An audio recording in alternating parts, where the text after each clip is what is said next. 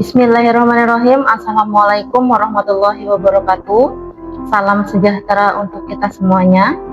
Yang saya hormati Ibu Bapak Dewan Penilai dalam sertifikasi dosen gelombang 1 tahun 2025. Perkenalkan, nama saya Fitriani Rahayu MA.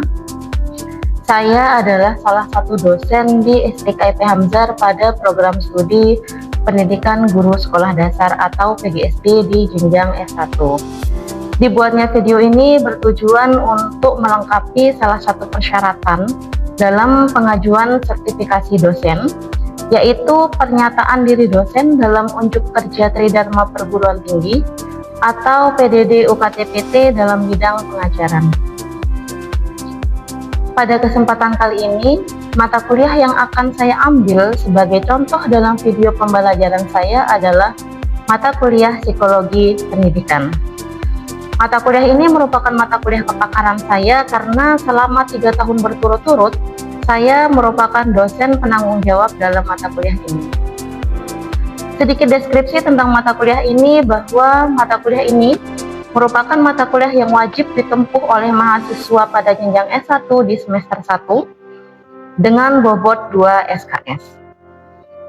Mata kuliah Psikologi Pendidikan bertujuan untuk membekali mahasiswa sebagai calon-calon guru sekolah dasar guna memperoleh kompetensi dasar dalam psikologi pendidikan. Sehingga nantinya pendidik diharapkan mampu menciptakan lingkungan belajar yang efektif dan sesuai dengan kebutuhan siswa. Sebagaimana mata kuliah yang lainnya, mata kuliah Psikologi Pendidikan juga terdiri dari 16 kali pertemuan, yang mana 2 pertemuannya digunakan untuk UTS dan UAS, dan 14 pertemuan lainnya digunakan untuk proses perkuliahan. Selama proses perkuliahan, saya menggunakan sistem delivery, interaction, dan assessment, yang mana dalam menyampaikan materi, saya menggunakan metode ceramah, presentasi, studi kasus, dan problem solving dengan tujuan agar materi pembelajaran dapat tersampaikan dengan baik kepada mahasiswa.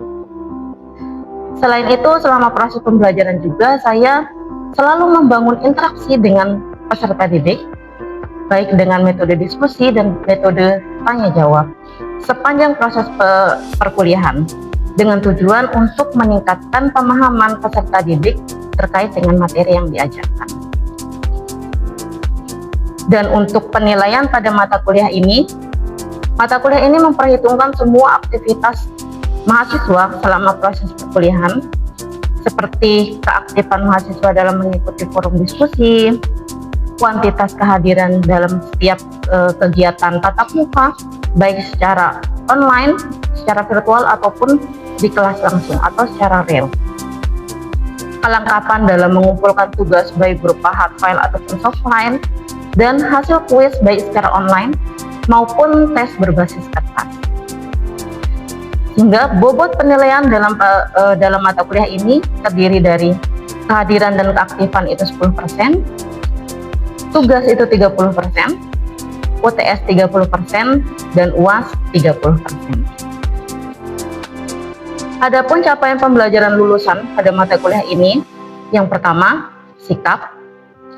Mahasiswa mampu menunjukkan sikap tanggung jawab dan menginternalisasikan semangat kemandirian, kejuangan, dan kewirausahaan atas pekerjaan di bidang keahliannya. Yang kedua, keterampilan umum. Mahasiswa mampu menerapkan pemikiran logis, kritis, sistematis, dan inovatif dalam konteks pengembangan dan implementasi ilmu pengetahuan dan teknologi yang memperhatikan dan menerapkan nilai humaniora yang sesuai dengan bidang keahliannya. Yang ketiga, keterampilan khusus. Mahasiswa mampu menerapkan prinsip dan teori pendidikan melalui perencanaan dan pelaksanaan pembelajaran di sekolah dasar secara bertanggung jawab dan mampu menerapkan konsep tentang karakteristik perkembangan, baik perkembangan fisik, psikologis, sosial, melalui perencanaan dan pelaksanaan pembelajaran. Yang keempat, mahasiswa mampu menguasai prinsip dan teori pendidikan di sekolah dasar dan menguasai konsep tentang karakteristik perkembangan peserta didik di sekolah dasar baik perkembangan fisik, psikologis, dan sosial. Sedangkan capaian pembelajaran pada mata kuliah ini, yang pertama, mahasiswa mampu memahami konsep dasar psikologi pendidikan. Kedua, mahasiswa mampu memahami konsep perkembangan peserta didik. Ketiga, mahasiswa mampu menganalisis teori perkembangan. Yang keempat, mahasiswa mampu memahami konsep belajar. Yang kelima, mahasiswa mampu menganalisis teori-teori belajar. Yang keenam, mahasiswa mampu memberi argumentasi tentang sistem pengelolaan informasi. Yang ketujuh, mahasiswa mampu menelaah perbedaan individu dalam belajar. Yang kedelapan, mahasiswa mampu mendiagnosis kesulitan belajar dan cara mengatasi kesulitan belajar. Yang kesembilan, mahasiswa mampu mengimplementasikan pengelolaan kelas yang efektif. Demikian paparan singkat dari mata kuliah psikologi pendidikan. Selanjutnya saya akan menampilkan contoh video pembelajaran saya. Selamat menyaksikan, terima kasih. Sekian, assalamualaikum warahmatullahi wabarakatuh. Bismillahirrahmanirrahim. Assalamualaikum warahmatullahi wabarakatuh. Waalaikumsalam warahmatullahi wabarakatuh. Salam sejahtera untuk kita semuanya. Gimana kabarnya teman-teman semua? Alhamdulillah baik, Bu. Alhamdulillah baik semua ya. Gak ada yang sakit. Ibu absen dulu kalau begitu ya. Yang pertama itu Bayi Sarah. Terus Deo Permata, Fahmi Firdaus, Faizal Yaudan. Oh, nggak masuk ya? Kenapa? Sakit ya? Nanti lain kali kalau sakit bilang chat ibu ya, SMS ibu untuk mengabari. Faziatul Azizi, oke. Veronica, oke. Vita, oke. Baik, berarti ada satu mahasiswa ya yang sakit. Baik teman-teman semuanya, selamat datang di kelas ibu. Sebelum kita mulai perkuliahan kita pada pagi hari ini, alangkah lebih baiknya kita berdoa dulu ya. Semoga apa yang kita pelajarin pada hari ini itu bermanfaat bagi kita ke depannya. Amin. Berdoa mulai. Berdoa selesai. Oke teman-teman semua, hari ini ada yang tahu mata kuliah kita apa? Psikologi pendidikan. Oke, bagus. Mata kuliah kita hari ini adalah psikologi pendidikan. Sesuai dengan kontrak kuliah kita pada pekan lalu, bahwa pada pertemuan hari ini kita akan mempelajari konsep dasar psikologi pendidikan. Sesuai dengan kontrak kuliah kita yang sudah Ibu paparkan pada pekan lalu, kita pada pertemuan kedua ini akan membahas tentang konsep dasar psikologi pendidikan. Apa sih yang akan kita bahas di psikologi pendidikan itu? Nah, teman-teman semuanya, kita di dalam psikologi pendidikan itu ada dua kata di sini. Ada kata psikologi dan ada kata pendidikan. Sekarang kita mulai telaah satu persatu dulu ya. Apa sih yang dimaksud psikologi dan apa yang dimaksud dengan psikologi pendidikan? Jadinya sebelum kita membahas psikologi pendidikan itu apa, kita bahas dulu nih apa yang akan kita bahas di dalam psikologi itu sendiri. Jadinya Ibu mulai dari kata psikologi dulu. Ada yang pernah mendengar kata psikologi? Pasti teman-teman sudah pernah mendengar ya kata psikologi. Tapi sekarang apa sih psikologi itu? Kita lihat. Apa sih psikologi itu? Kita cari tahu dulu secara definisi psikologi itu apa. Kita yang pertama melihat psikologi dari epistemologi. Dari etimologinya. Etimologi itu apa? Ilmu yang mempelajari tentang asal-usul suatu kata. Jadinya psikologi kita bahas dulu. Psikologi ini berasal dari bahasa apa sih? Ada yang tahu psikologi berasal dari bahasa apa? Ada yang tahu? Dari bahasa Yunani. Oke. Psikologi berasal dari bahasa Yunani. yang terdiri dari dua kata, yaitu psyche dan Logos. logos. Jadinya sebenarnya psikologi itu bukan berasal dari bahasa Indonesia, bukan. Psikologi itu berasal dari bahasa Yunani yang terdiri dari dua kata, yaitu psyche dan logos. Psyche sendiri itu artinya apa? Jiwa atau ruh. Biasanya kita kalau di dalam agama Islam itu menyebut atau mengistilahkan jiwa itu sebagai ruh. Dan logos itu adalah ilmu atau logika. Jadinya psikologi apa? Ada yang tahu? Ilmu yang mempelajari tentang jiwa.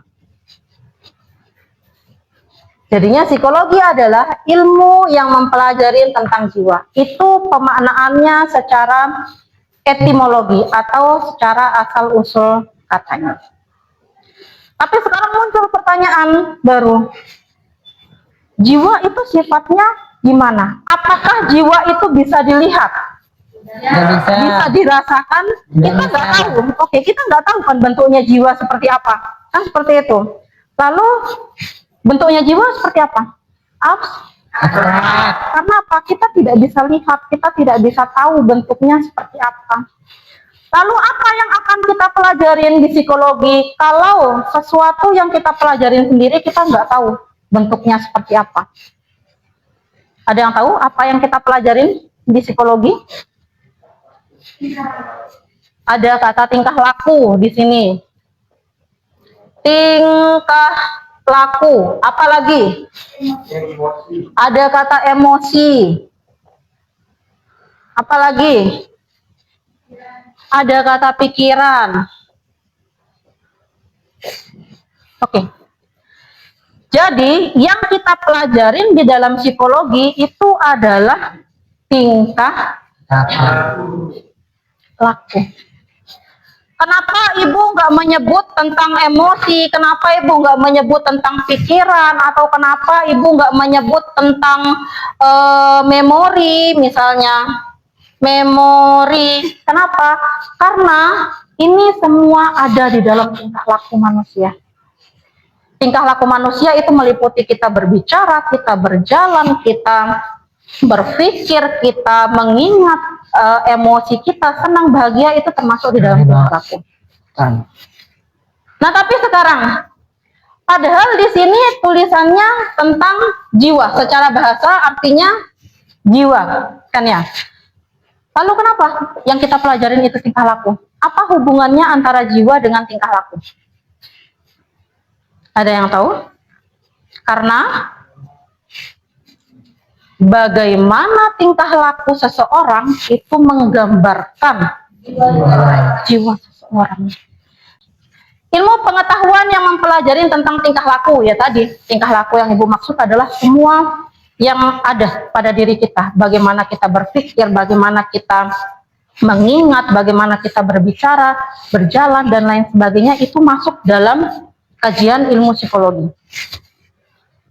Sebagai individu dan hubungannya dengan lingkungannya. Nah, bagaimana kita menjadi seorang individu, bagaimana emosi kita, bagaimana kita merespon lingkungan maupun hubungannya dengan lingkungan, itu juga dibahas di dalam ilmu psikologi. Baik dari aktivitas yang nampak maupun yang tidak nampak. Nah, ini maksudnya aktivitas yang nampak itu adalah aktivitas yang terlihat. Misalnya apa? Kita duduk saat ini di kelas belajar, itu nampak aktivitas kita. Yang tidak nampak apa? Kita berpikir, kita mengingat, kita ingatan kita lupa, itu tidak nampak. Dan perilaku yang disadari maupun yang tidak disadari. Perilaku yang disadari apa? Ketika kita memberi perhatian lebih. Misalnya apa? Teman-teman di kelas ini juga sadar. Sadar apa? Melihat ibu menjelaskan di depan. Dan perilaku yang tidak disadari. Perilaku yang tidak disadari apa? Misalnya gerakan refleks. Refleks itu kan kita kadang-kadang nggak sadar, bukan kadang-kadang nggak sadar, kita kebanyakan tidak sadar terhadap perilaku refleks, dan itu juga semuanya dibahas di dalam ilmu psikologi. Ini secara pengertian etimologi dan terminologi. Nah, sekarang kita coba beralih nih ke arah pengertian psikologi menurut para ahli. Nah, di sini sebenarnya banyak tokoh-tokoh yang sudah menjelaskan tentang psikologi itu apa, tapi di sini Ibu mengambil ada 4 tokoh yang menjelaskan tentang psikologi. Yang pertama itu adalah William Wundt.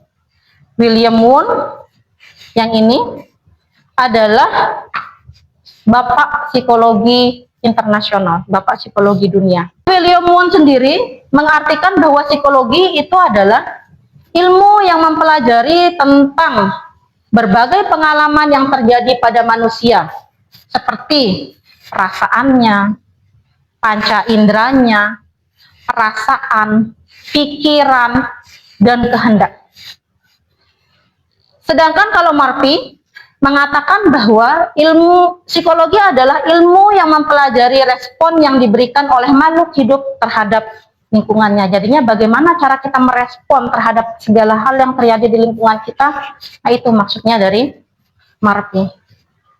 Nah, sedangkan dari Clifford Morgan mengatakan bahwa ilmu psikologi adalah ilmu yang mempelajari tentang tingkah laku manusia dan hewan. Nah, ini Morgan malah berpendapat bahwa ternyata yang mempelajari ilmu psikologi itu bukan hanya manusia saja, tapi apa? Hewan juga butuh. Jadinya di sini teman-teman kita bisa mengambil kesimpulan bahwa di dalam psikologi itu sebenarnya kita mempelajarinya ini. Intinya ada pada tingkah laku manusia. Semua yang terlibat di dalam tingkah laku manusia. Makanya sebenarnya psikologi itu dikatakan sebagai ilmu manusia. Karena apa? Di mana ada manusia, sebenarnya di situ butuh ilmu psikologi. Baru selanjutnya kita akan mempelajari tentang klasifikasi psikologi berdasarkan ilmu yang dipelajari. Nah, sekarang cabang-cabangnya nih kita pelajari di dalam ilmu psikologi. Apa? Yang pertama itu adalah psikologi perkembangan. Membahas tentang perkembangan manusia. Karena apa? Setiap perkembangan manusia itu berbeda-beda. Setiap fase perkembangan manusia itu berbeda-beda. Sehingga itu yang dibahas lebih dalam di dalam psikologi perkembangan. Ada psikologi sosial, membahas tentang interaksi dengan orang lain. Ada psikologi kognitif, membahas juga tentang bagaimana proses berpikir, bagaimana ingatan atau memori, dibahas di psikologi kognitif. Membahas proses mental di psikologi kognitif. Selain dari di sini ada lagi yang lain kira-kira? Cabang dari psikologi? Cabang psikologi yang lainnya itu adalah psikologi pendidikan. Bahwa yang kita pelajarin saat ini, mata kuliah yang kita pelajarin saat ini adalah termasuk dalam salah satu cabang ilmu psikologi yang memfokuskan diri pada pendidikan. Sekarang kita bahas apa sih psikologi pendidikan itu? Psikologi pendidikan adalah cabang dari ilmu psikologi yang fokus mempelajari perilaku dan proses mental terkait dengan belajar dan pembelajaran.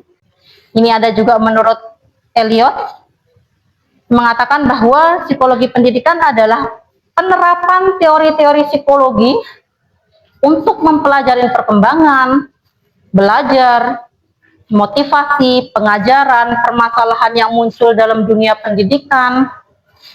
Dan yang terakhir ada menurut Ormond mengatakan bahwa disiplin akademik secara sistematis mempelajari hakikat pembelajaran, perkembangan anak, motivasi, dan topik-topik yang berada dalam bidang pendidikan. Nah, sebenarnya di sini teman-teman sudah bisa mengambil kesimpulan bahwa memang psikologi pendidikan itu kita akan memfokuskan belajar pada tingkah laku manusia yang terlibat di dalam proses pendidikan. Bagaimana cara murid itu belajar dan bagaimana cara guru itu mengajar. Apa tujuannya kita mempelajari psikologi pendidikan? agar peserta didik mampu mendeskripsikan, mampu memahami, mampu memprediksi dan mengontrol perilaku peserta didik, sehingga nanti pendidik dapat memberi perlakuan yang lebih tepat. Jadinya sebenarnya tujuan kita dalam mempelajari psikologi pendidikan ini adalah agar kita itu tahu bagaimana sih peserta didik kita, sehingga nanti kita bisa memberikan perlakuan yang terbaik kepada peserta didik kita. Ada lagi di sini, mengapa penting mempelajari psikologi pendidikan? Nah, kenapa sih penting kita mempelajari psikologi pendidikan? Karena kalau kita mengacu pada Undang-Undang Nomor 20 Tahun 2003 yang mengartikan pendidikan adalah usaha sadar dan terencana untuk mewujudkan suasana belajar dan proses pembelajaran agar peserta didik secara aktif mengembangkan potensi dirinya untuk memiliki kekuatan spiritual keagamaan, pengandalian diri, kepribadian, kecerdasan, akhlak mulia, serta keterampilan yang diperlukan oleh masyarakat, bangsa, dan negara. Nah, ini semuanya istilah-istilah yang memang lekat dengan istilah di dalam psikologi pendidikan. Bagaimana cara mengendalikan anak, bagaimana cara membangun kecerdasan anak, bagaimana cara membangun kepribadian anak, itu semuanya masuk di dalam psikologi pendidikan. Jadinya apa ruang lingkup psikologi pendidikan? Kita akan membahas di sini pertama tentang perkembangan siswa. Ini penting kita membahas tentang perkembangan siswa, karena apa? Setiap manusia itu kan berbeda fase-fasenya. Ada yang anak kecil, ada yang remaja, ada yang dewasa, ada yang manula, dan itu semuanya berbeda cara perlakuannya, terutama kita untuk di jenjang SD. Misalnya ini kan semuanya pendidikan guru sekolah dasar kan jurusannya. Bagaimana untuk memperlakukan anak-anak yang kelas 1 SD, kelas 2, kelas 3, 4, 5, 6, apa materi yang cocok pada mereka, itu kan semua dipelajari di sini, di psikologi perkembangan.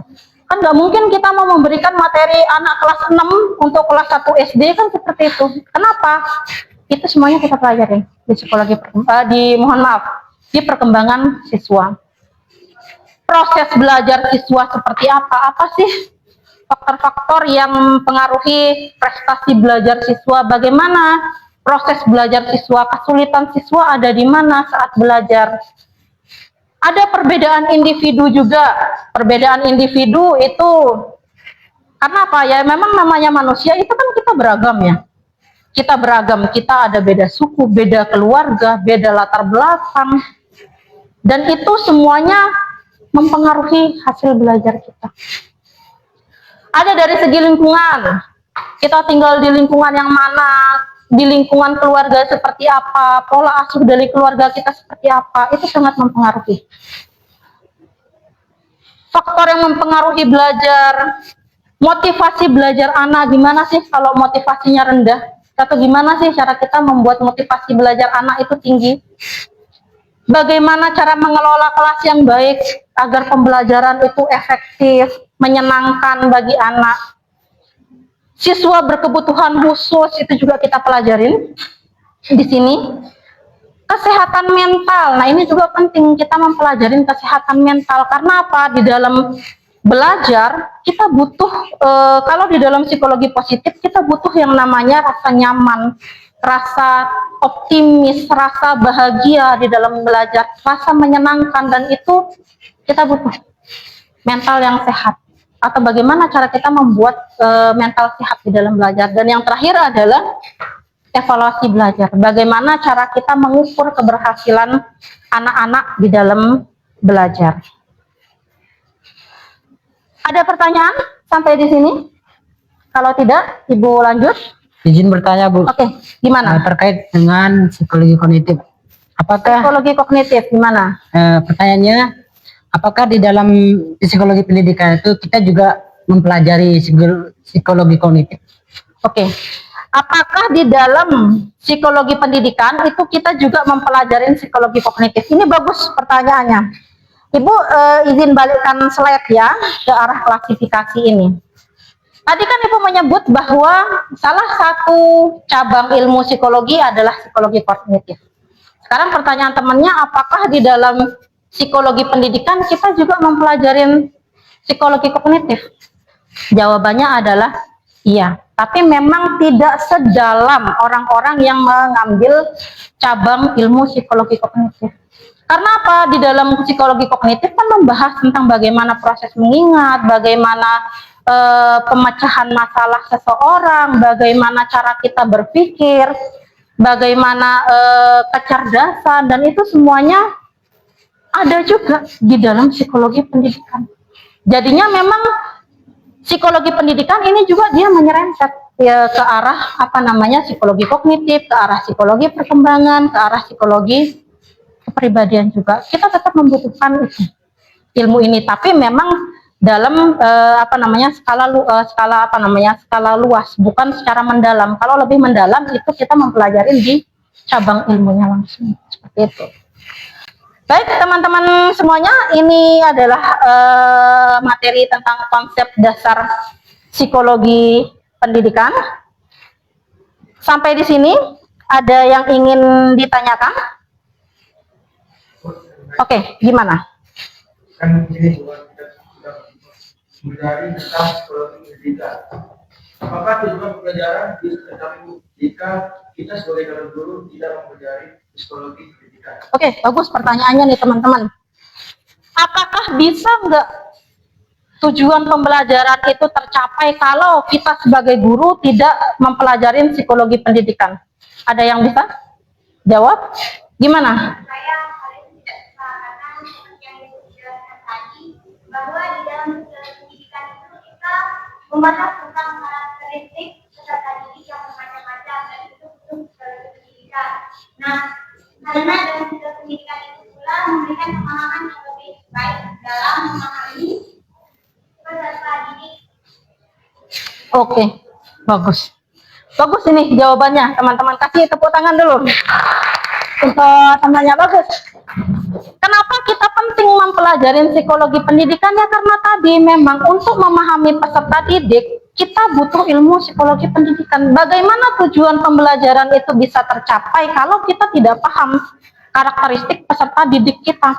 Kita tidak paham bagaimana gaya belajarnya, kita tidak paham bagaimana kemampuan peserta didik kita, sehingga kita memaksakan materi ini misalnya kepada peserta didik. Ya jelas tujuan pembelajaran tidak tercapai. Sehingga tujuan dari psikologi pendidikan adalah membantu guru untuk mencapai tujuan pembelajaran itu tadi. Membantu guru untuk menentukan media yang sesuai, membantu guru untuk menggunakan metode pembelajaran sesuai, membantu guru untuk mengelola kelas yang efektif. Agar apa? Pembelajaran itu nyaman bagi peserta didik. Oke, ada pertanyaan? Kalau tidak ada, kita cukupkan kelas kita. Baik, untuk minggu depan teman-teman sesuai dengan tugas yang Ibu berikan sesuai dengan kontrak kuliah kita pada pekan lalu, teman-teman minggu depan akan membahas membahas materi apa yang akan kita bahas? Materi tentang psikologi perkembangan. Jadinya dipersiapkan makalahnya teman-teman ya. Ya, Bu. Dan untuk yang terakhir, kita sebelum menutup kelas ini, Ibu ingin menyampaikan tugas teman-teman pada pertemuan pertama ini. Nanti teman-teman Ibu kirimkan link dari Google Classroom-nya di grupnya, dan teman-teman nanti isi sesuaikan tugas yang ada di sini. Ingat batas waktunya di situ sudah Ibu cantumkan, jadinya jangan sampai telat. Ya, Oke, kalau tidak ada pertanyaan teman-teman, kita cukupkan hari ini. Terima kasih atas perhatiannya. Sekian, assalamualaikum warahmatullahi wabarakatuh. Waalaikumsalam warahmatullahi wabarakatuh.